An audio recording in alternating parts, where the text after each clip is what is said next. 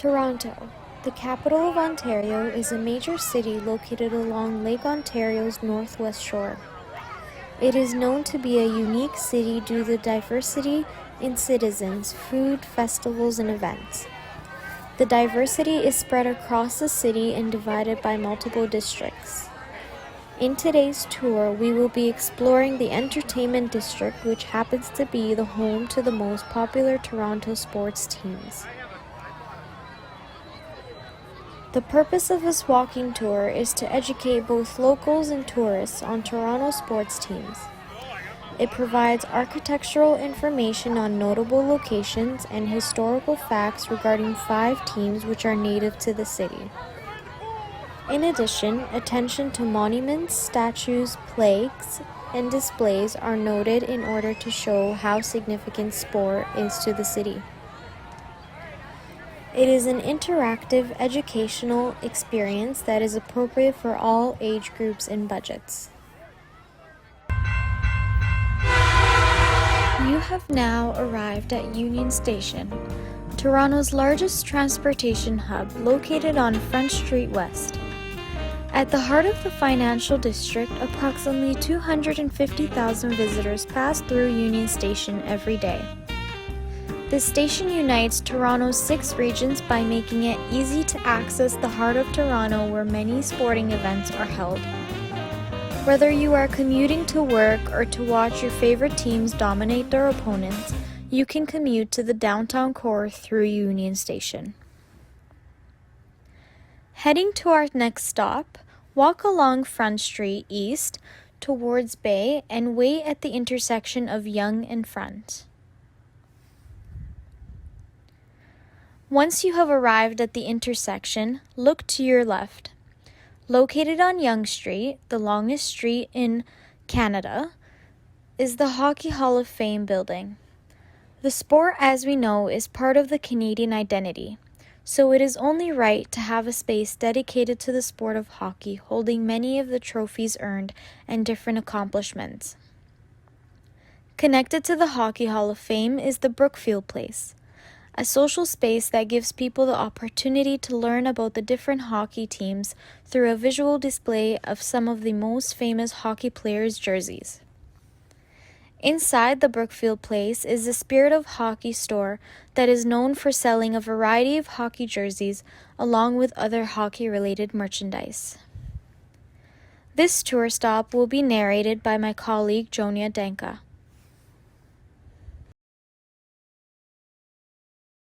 The Hockey Hall of Fame building is significant to the sport's history in Canada.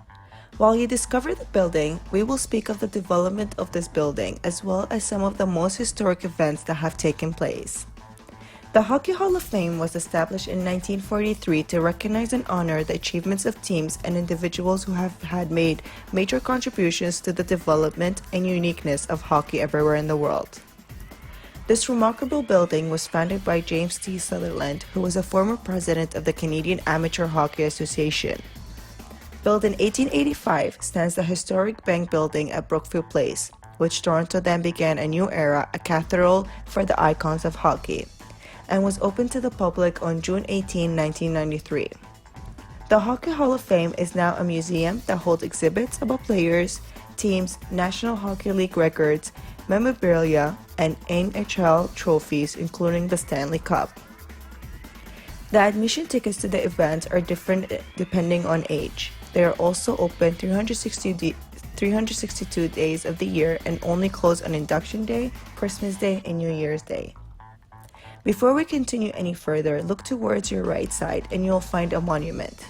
Walk towards it and discover the meaning behind it. This monument is dedicated to Canada's magnificent victory in the 1972 and it is named Canada's Team of the Century. The team had won a game over the Soviet Union's national hockey team and it is now one of the most celebrated moments in the country's sports history thanks to Paul Henderson, who had scored the winning goal. Now walk towards the Spirit of Hockey store and enter through the Brookfield Place entrance, which is also connected to the Hockey Hall of Fame. Now, the Brookfield Place is a massive complex that consists of 2 office towers. the Bay Wellington Tower, and the TD Canada Trust Tower, as well as 12 unique older properties that had survived the Great Fire that occurred in 1904. The 12 surviving properties have been incorporated into the complex and serves a variety of different purposes. For instance, the old Bank of Montreal building now houses the Hockey Hall of Fame. Brookview Place is very well known for its architecture. You have the Alan Lambert Galleria and Atrium, which is also sometimes known as the Crystal Cathedral of Commerce, that was designed by Santiago Calatrava. Santiago was a Spanish architect that connected Bay Street with Sam Polak Square. The Sam Polak Square is located right next to Tim Hortons. The square was dedicated to Sam Polak in recognition for his many achievements and contributions towards the Canadian sport. Brookview Place is known for the social space that gives many people the opportunity to learn and discover the history about the different teams through a visual display of some of the most famous hockey player jerseys. Now please head towards the jersey display of the Toronto Maple Leafs jersey to learn some of the history about the team. The Toronto Maple Leafs are the professional ice hockey team that is based in Toronto, Ontario, and is often referred to as the Leafs. They are members of the Atlantic Division of the Eastern Conference of the National Hockey League. The team was founded in 1917 and have been evolving ever since then. They have won a total of 13 Stanley Cups and haven't won one since 1967. The team has also gone through 3 different name changes. From 1917 to 1919, they were known as the Toronto Arenas. From 1919 to 1927, they were known as Toronto St. Patrick's. And lastly, from 1927 until the present day, they are known as the Toronto Maple Leafs. Along with the name changes, they have also evolved their logo, which keeps changing and have been keeping a connection to the past Glass Leafs logo while offering a fresh take on it for the future.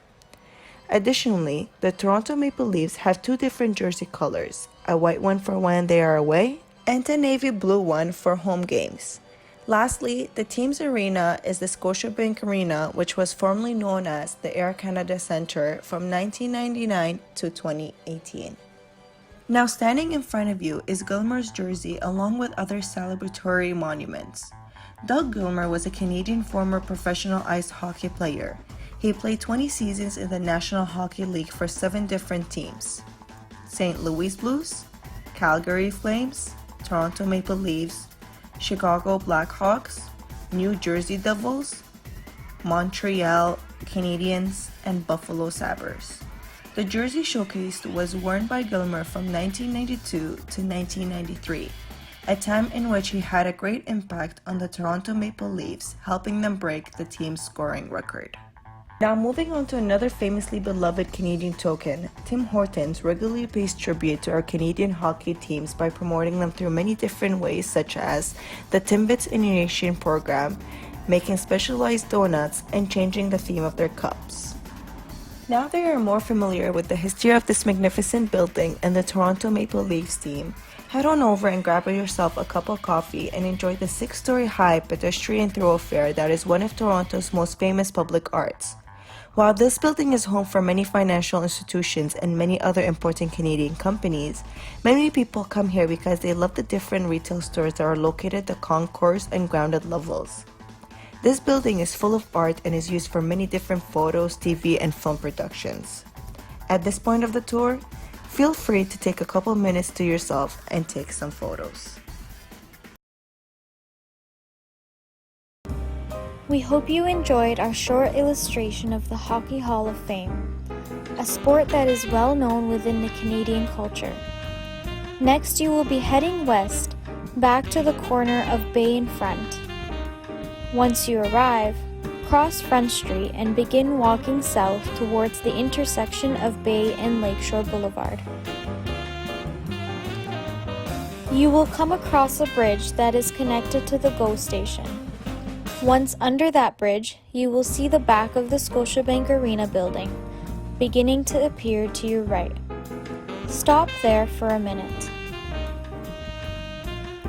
At this stop, you will learn the history and use of the space prior to it being the home of the Leafs, Raptors, and most recently, the 2019 NBA National Basketball Association Championship banner. Make a right at the intersection of Bay and Lakeshore and walk along the side of the Scotiabank Arena building. As you proceed, you will explore the history and significance of this space with my colleague Kasia. We hope you enjoy. The Scotiabank Arena, formerly known as the Air Canada Centre, is a building that boosted Toronto's economy and led to further construction in the downtown core. Before opening in 1999, the arena site was occupied by Canada Post Toronto Postal Delivery Building. However, in the early 1990s, the building needed major renovations, and in order to cut costs, Canada Post decided to close the facility and move operations to an alternate plant. Real estate developers Bremily Ltd. and Trizec arranged to purchase the building from Canada Post, but due to financial difficulties, ownership was once again returned to Canada Post in 1993. In 1995, it had been decided that the NBA would expand into Canada, and this allowed the Toronto Raptors to purchase the space a year later. The new team needed an arena to play in, so the Canada Post building was chosen to be their new home due to its downtown location and lot size. The building was purchased for $60 million by the Raptors' initial ownership group head, John Bitov. While it was under construction, the Raptors made the Sky Dome their temporary home. Groundbreaking took place in March 1997. However, the building retained the Art Deco facade of the Toronto Postal Delivery Building along Bay Street East and Lakeshore South Boulevard. The original part of the building is protected under the Ontario Heritage Act due to its aesthetic value and significance. The rest of the building was removed in order to make room for the arena. Facade has been seen here as the old building is preserved with an addition behind it.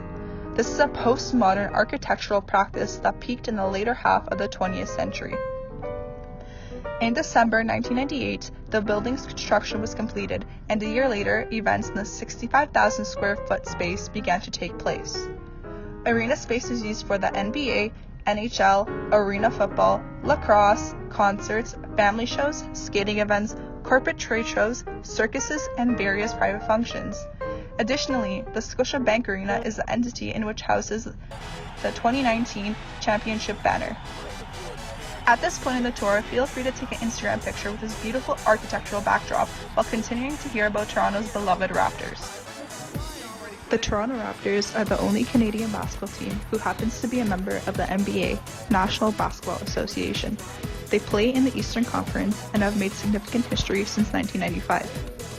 Like most expansion teams, the Raptors struggled in their early years, but after drafting Vince Carter in 1998, the team made the NBA playoffs 3 times between the years 2000 and 2002. Carter was instrumental in leading the team to their first playoff series win in 2001, where they advanced to the Eastern Conference semifinals. In the later 2 seasons, they did not do as well, and that ended the Carter era in 2004. He was a notable player due to the fact that he became the first Raptor to appear in and start an NBA All-Star game.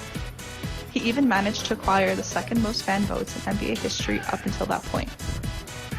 Transitioning from Carter to Bosh, the years 2004 to 2008 focused on the rise of a new star and rebuilding the team. With Chris Bosh continuing to lead the way for Toronto, the Raptors made the Eastern Conference Finals again in 2007-08. Similarly, in the 2013-14 season, DeMar DeRozan and Kyle Lowry carried the team, but as seen in the past, did not make it. In July 2018, the Raptors traded DeRozan for star forward Kawhi Leonard and guard Danny Green. Great light was projected on Kawhi as he won an NBA championship in the past and was voted best defensive player. In 2019, the Raptors won their first Eastern Conference title and advanced to the NBA Finals, where they won the NBA championship. Once you reach Raptors Way, make a right on that street and stand beneath the glass pedestrian bridge. Here you will discover how Maple Leaf Square, a multi-use complex and public square located at 15 York Street, transforms into hyper-energetic Jurassic Park. This square is located at Gate 3 of the Scotiabank Arena, and surrounding its perimeter is statues, sculptures, and real sports, which is a fan store and a restaurant. Maple Leaf Square is named after MLSE, Maple Leaf Sports Entertainment, which happens to own both the Toronto Maple Leafs and Raptors. During the 2014 NBA season, the square was nicknamed Jurassic Park by fans to honor the basketball team. This public square has a capacity of 5,000 people, which hosts pre-game gatherings and other sport-related events. The northwest wall of the arena underwent renovations that included an atrium and a 50 by 80 foot video screen that overlooked the plaza. During the 2018-19 NBA season, the square gained great popularity and caused extreme chaos in the city. It was so popular that the fans would line up days beforehand to view the final games at this location. Besides nicknaming the square Jurassic Park, in 2019, Blue Jays Way was renamed to Raptors Way in honor of their big. Just ahead on the right of Scotiabank's external space is where the installation of the Leafs Legend Row is located. These bronze statues honor the team's greatest players. Ahead of that, the Searchlight, Starlight, Spotlight sculpture by John McEwen is placed. From afar, these three steel tubes look like drunken trees. However, each post has hundreds of cutout stars that decrease in size upwards. This sculpture signifies the connection between the stars in the heaven and the stars inside the arena. It also reflects on the role that professional athletes play in our society.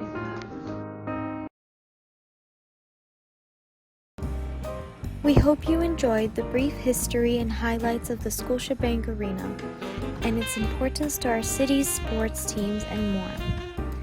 Next, we will be heading to the Rogers Centre, another major building that is of great importance to the City of Toronto. Head northwest on Raptors Way towards York Street and continue straight on Bremner Boulevard. Once you have arrived at the Rogers Centre, wait a moment. Rogers Centre, formerly known as Sky Dome, is a multi-purpose stadium located at the heart of Toronto, next to one of the most famous towers in the world, the CN Tower. The stadium is well known to Torontonians as the home to the Blue Jays baseball team. This tour stop will be narrated by Provis. Originally named Sky Dome, the Rogers Centre is a multi-purpose stadium in downtown Toronto. Opened in 1989 on the former railway lands, it was previously the stadium home to the Toronto Argonauts of the Canadian Football League, or CFL, and the Toronto Raptors of the National Baseball Association, or NBA, but now the home of the Blue Jays. It was renamed the Rogers Centre in 2005, and it was designed by architect Rod Robbie and structural engineer Michael Allen. The idea of the Sky Dome was initiated when the 70th Grey Cup for the Canadian Football League was renamed the Rainbow. What happened was that the Toronto Argonauts were playing for the Grey Cup in the Exhibition Centre in 1982. The game was played on a rainy day, which led to crowds drenched and washrooms overflowing. In attendance that day was the Premier of Ontario at the time, Bill Davis. The day after, in a rally, thousands of fans chanted, "We want a dome," over and over, obviously expressing their concerns with the Exhibition Centre the night before. 7 months later, Bill Davis announced a 3-person committee that would look into the feasibility of building a domed stadium. Some sites for the dome would be the Exhibition Place, Downsview Airport, and even York University.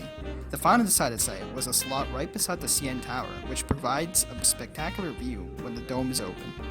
The stadium had many fallouts in the decades to come, where upfront construction and maintenance costs would be higher than expected. In November 2004, Rogers Communication, a parent company of the Blue Jays, bought out the Sky Dome. Ted Rogers, the president and CEO of Rogers Communications, contracted to change the name of the Sky Dome to the Rogers Centre. A statue of Ted Rogers can be found in front of the Gate 6 entrance and provides small tidbits of information. After the purchase, Rogers Communications invested into the stadium by completing many renovations. Every few years, the Rogers Centre receives improvements to itself, which keeps the stadium new and refreshing every visit. For example, in 2017 alone, a major renovation project was put into place to inject another $250 to $400 million into the stadium. Some of these improvements include placing the seats and overall enhancements of the concourse. Take a walk around, as there is much to see. The Toronto Blue Jays were founded in 1977 and are a professional baseball team that has won 6 East Division titles, 2 AL pennants, and 2 World Series titles. At the moment, their home stadium is the Rogers Center. In their first ever game, they drew over 45,000 fans on a freezing April 7, 1977. While they accrued a lot of fans, their performances were less than spectacular, as their first 5 years, 1977 to 1981, the Toronto Blue Jays finished last in the East Division while still drawing in packed stadiums. In 1983, the team celebrated its first winning season, as in they won more games than they lost, leading to an 11 consecutive winning season for the Jays and an all-time high in 1985, where they placed first in the East Division, and even higher in 1992 and 93, where they won the Major League Baseball's World Series. In that decade or so, they broke the 14-year stalemate of single-streak winners by becoming the first team since the New York Yankees to get back-to-back World Series championships. They would fall back into a slump for 2 decades, however, in the years of 1994 to 2014, where they would place last once again in the East Division in 1995, a kickstart to their losing streak. This would only be 2 years after their amazing consecutive World Series wins. Just 5 years ago, on 2014, the Blue Jays saw another uprising where they placed third in the division and continued to win their East Division on 2015 and have winning seasons in 2016 and 2017. For the past 2 years, however, they once again fell into a slump, having losing seasons in both years. On the bright side, their valuation according to Forbes and their fan base continues to grow, so if you're a Blue Jays fan, you can be sure that they are not leaving anytime soon. Now that you have completed the Rogers Center tour stop, you may want to rest. Take some time to enjoy the views around you and maybe have a bite at the Rec Room Eats and Entertainment. The Rec Room is a space for kids and adults of all ages. Kids can enjoy nearly 100 arcade games, and adults can enjoy the billiards, full-size stage where performances take place, and a projector that plays sports games when there are no other performances. The 40,000 square foot space is actually housed in Toronto's Heritage Roundhouse, where they used to repair train cars. Great lengths have been taken to preserve the historical integrity of the industrial skeleton of the space. Inside the Rec Room is also a restaurant named 310 after Canada's 10 provinces and 3 territories, and it serves a menu of pub faves. This is a great historical multi-use building that people gather in during or after a sports game to enjoy food, drinks, and entertainment. Now that you are well rested, our next stop is the BMO Field. In order to get to the field, walk on Reese Street towards Queens Quay West. Once you are at the intersection, take the 509 TTC bus to the exhibition loop. The ride is approximately 20 minutes long, so sit tight and enjoy the scenery on the way there. Once you get to the exhibition loop stop, walk on Manitoba Drive towards Nova Scotia Avenue. Turn left on Nova Scotia Avenue and straight ahead you will spot the BMO Field. When you arrive at the field, wait there for a moment. Welcome to the BMO Field, formerly known as the Exhibition Stadium. This field is home to the Toronto FC soccer team and the Toronto Argonauts football team. During the stop, you will listen to 3 speakers, Wayne, Miranda, and myself, discussing the significance of the BMO Field, the Toronto Argonauts, and the Toronto FC teams. Both of these teams are well known to the city and their accomplishments are celebrated by their fans. So please, as you are observing the site of the BMO Field, enjoy the scenery and listen to the brief history provided by my colleagues and I. The initial name of BMO Field was Exhibition Stadium, which was the home field of the Canadian Football League, Blue Jays and the Toronto Argonauts. In 1989, since the Rogers Center was built, it lost the premier attendance, so the exhibition stadium was demolished in 1999. In July 2003, the Canadian Soccer Association planned to build a 13,000-seat stadium for the host of FIFA U20 World Cup.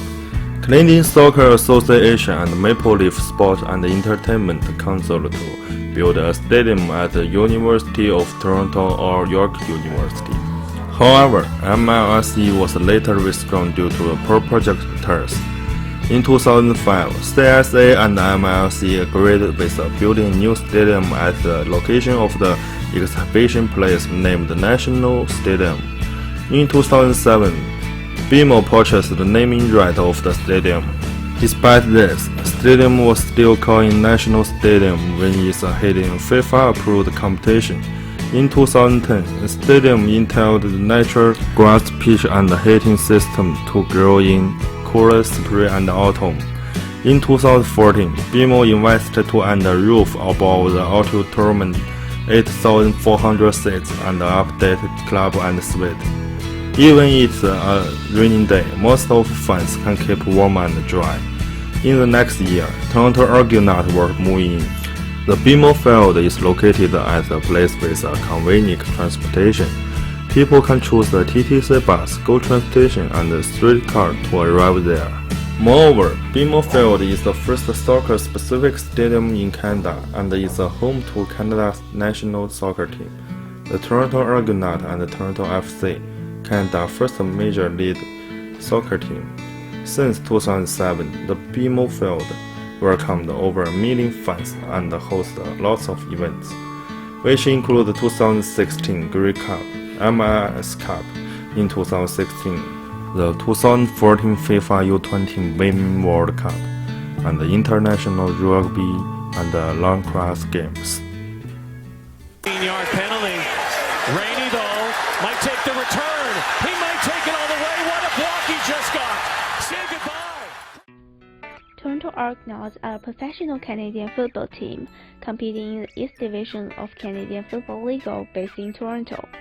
As one of the teams can represent Toronto's spirit, Toronto Argonauts has been rooted in the city for almost 150 years. It claims to be the oldest existing professional sports team in North America. From the Argonaut Rolling Club in 1873 to Toronto Argonaut Football Club in 2019, this team experienced depressions and highlight moments. Since the CFL left CRU become a professional sports league in 1958, Toronto Argonauts was in a downside for a long time. Although the record of Argos is not attractive enough this year, but Argonauts is a team that has won the most Grey Cups since 1909 in the league. Argonauts changed the home field for several times. In 2016, by the ownership change and the past home field, Rogers Centre changed the infield turf, making it not fit for football games. Argonauts welcomed their new home field, the BMO Field. Since the team founded in 1873, the name Argonauts has been continuous use, which is a record in North American professional sports teams. The name Argonauts originates from the Greek mythology. According to a legend, Jason and Argonauts are a group of heroes who set out to find the Golden Fleece aboard the ship Argo, sometimes before the Trojan War. Given its nautical theme, the name Argonauts was adopted by a group of amateur rollers in Toronto in 1972. The Argonaut Rolling Club, which still exists today, went on to found the football club with the same name a year later, given their roots in a rolling squad. The team is often referred to as the Boatmen. The representative colors also connected with rolling. The famous rolling teams over the world are the University of Oxford and University of Cambridge. Many members in Argonauts have English school background, so they adopt the light blue from Cambridge and the dark blue from Oxford as a team and the uniform colors. Since then, the double blue became the color of Toronto Argonauts.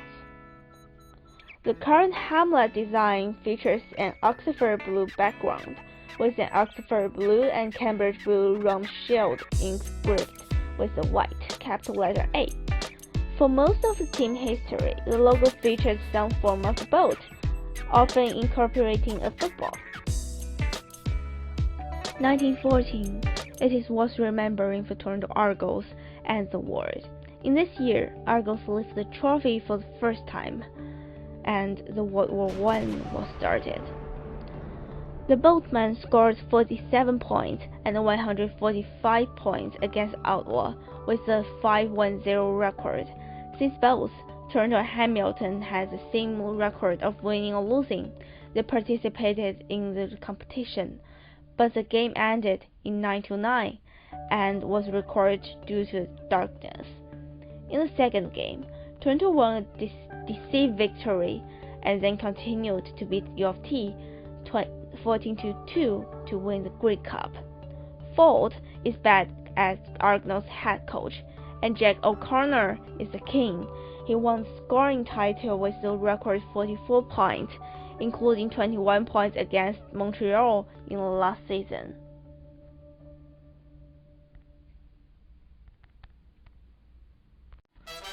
(2012) a remarkable year. After a long gap in the final of Grey Cup, Argos finally returned to the stage.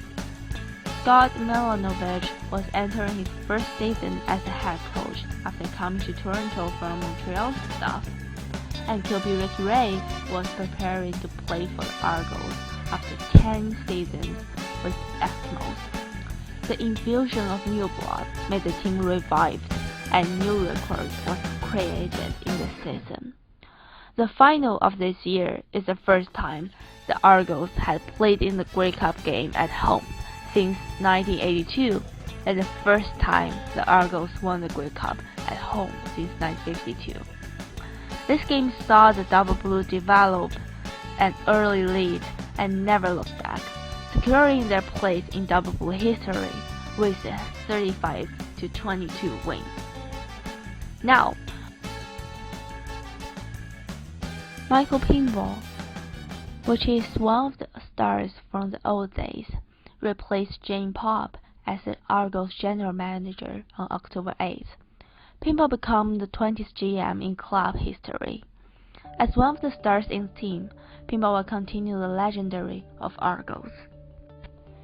If you want to experience one delightful football game with Toronto Argos, you can find a flexible ticket package and membership on the website.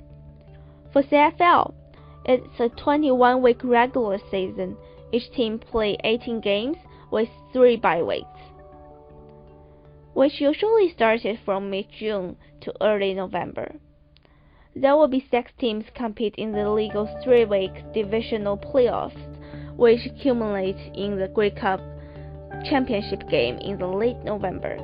The 107th Grey Cup will be played at November 24th. So let's give our best wishes to Toronto Argonauts. Football in Toronto is not as influential as basketball or the Canadian traditional sports hockey, but it's not to be neglected. Long history of this Canadian football team makes him rooted in the city. Children might start in supporting the team affected by their parents, or maybe become player in the school, or even become a professional player. Fans of Canadian football teams are loyal, but the recession of this sport is a common problem for all the Canadian football teams. How to attract more audience, make the younger generation join, and survive from the competition is severe.